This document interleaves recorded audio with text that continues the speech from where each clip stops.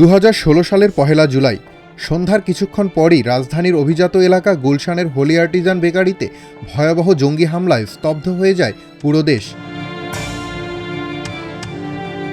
হামলায় অংশ নেয় 5 তরুণ জঙ্গি নিবরাস ইসলাম, শফিকুল ইসলাম, মীর সামেহ মোবাশ্বের, রোহান ইবনে ইমতিয়াজ এবং খায়রুল ইসলাম।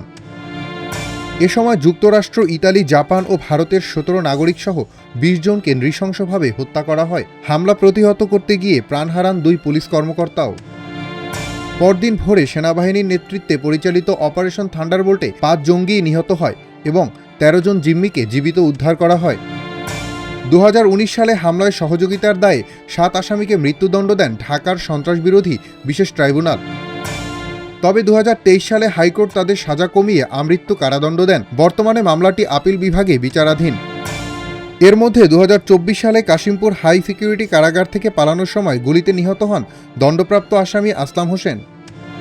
1 দশক পেরিয়ে গেলেও বহুল আলোচিত এই মামলার বিচার হয়নি। রাষ্ট্রপক্ষ দ্রুত নিষ্পত্তির আশ্বাস দিলেও এখনও চূড়ান্ত রায়ের অপেক্ষায় রয়েছে দেশ।